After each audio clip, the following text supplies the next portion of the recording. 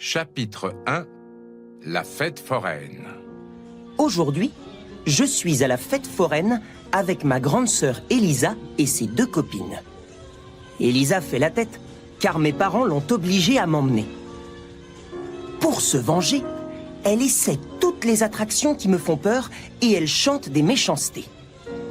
Par exemple, « Simon, le ver de terre reste à terre » ou « Pas de montagne russe pour les minus ».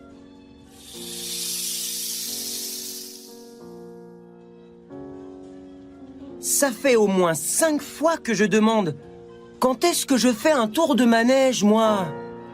Sans me répondre, ma sœur et ses copines se dirigent vers la plus haute de toutes les attractions, le Grand 8. Toi, Simon, tu es rikiki, alors tant pis, lance Elisa en me laissant en bas. En secret, j'espère que les 3 filles vont être envoyées à l'autre bout de la terre. Quand les filles redescendent, elles sautent et elles crient tout en même temps. Ça me fait drôlement envie. Mais c'est déjà l'heure de rentrer. Nous nous dirigeons vers la sortie. En passant devant le stand de pêche à la ligne, je propose « Et si on faisait une partie ?» Les 2 copines éclatent de rire. Peuh, c'est pour les bébés.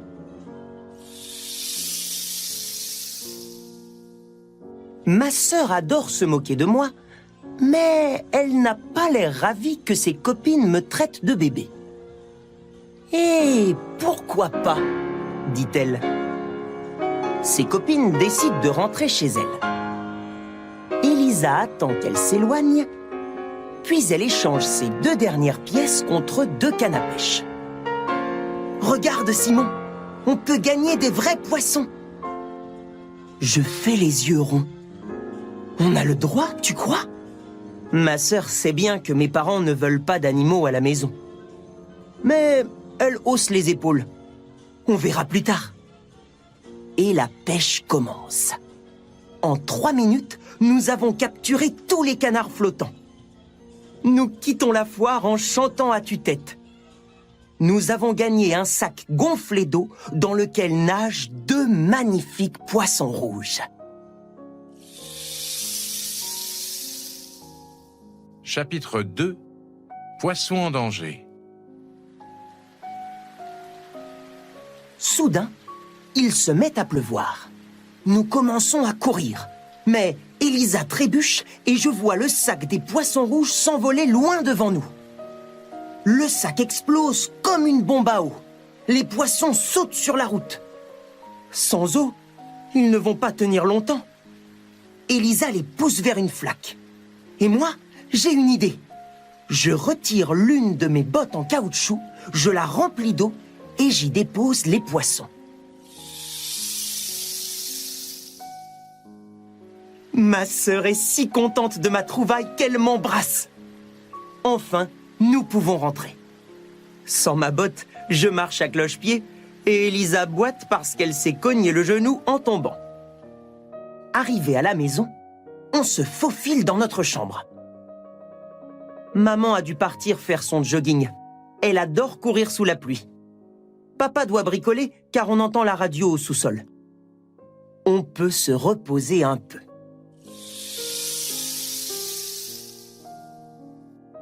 Mais ma botte est bien petite pour les 2 poissons. Je remarque, il leur faudrait le grand saladier en verre. Tu as raison, Simon, répond ma sœur en se levant d'un bond. Elle attrape ma botte avec les 2 poissons et nous nous dirigeons vers la cuisine. Au moment où Elisa va entrer dans la cuisine, la voix de papa retentit. « Ah, vous êtes là, les enfants ?» Nous stoppons net devant les toilettes. Nous entendons papa venir vers nous. Elisa tourne sur elle-même et me met la botte entre les mains.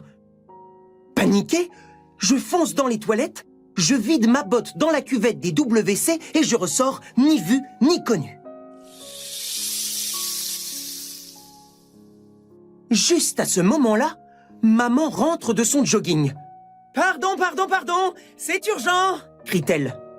Et maman s'engouffre dans les toilettes. Pauvre poisson! Aussitôt, maman s'écrie « Ça alors? Quelle horreur !»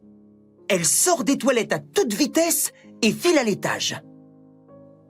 Papa se penche au-dessus de la cuvette. « Des poissons ? Ils ne sont pas gênés, ces deux-là !» dit-il d'un air indigné.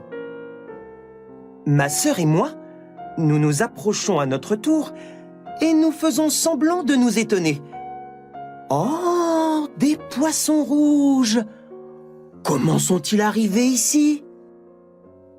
Et moi, je me sens devenir aussi rouge que les poissons.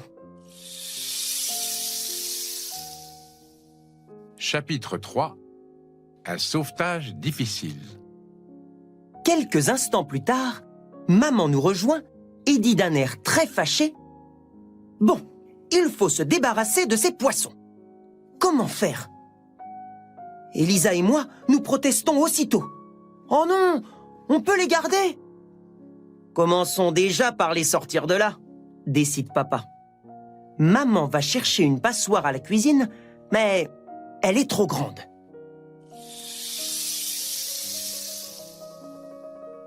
Chacun se met alors à proposer les idées les plus folles.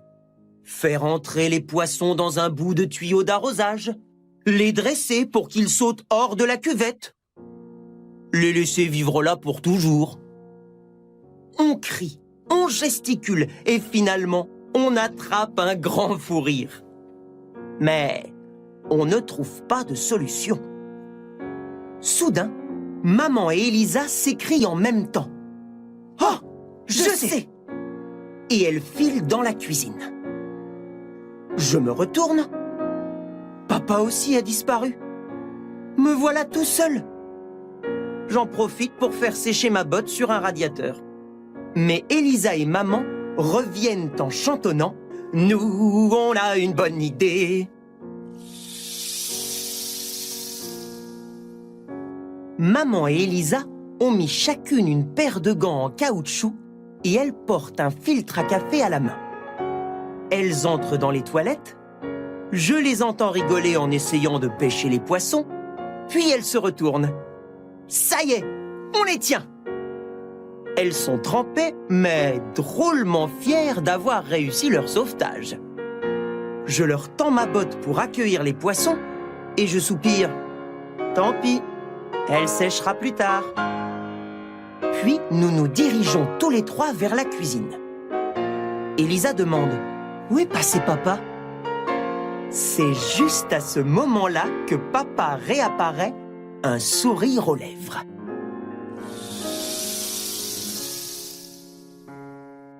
Maman, Elisa et moi, nous ouvrons des yeux ronds. Papa porte dans ses bras un aquarium avec du sable, de l'eau et même une mini-épave de bateau. Je m'écrie « Comment tu as fait ?» Papa sourit, puis il explique « Quand j'avais votre âge, j'ai gagné un poisson à la fête foraine. Depuis, j'ai toujours gardé mon aquarium au fond d'un carton. » Elisa et moi, nous regardons maman. Elle semble encore hésiter. Je me blottis contre ma grande sœur pour me rassurer. Maman pousse alors un soupir qui se change en sourire et elle nous tend la botte.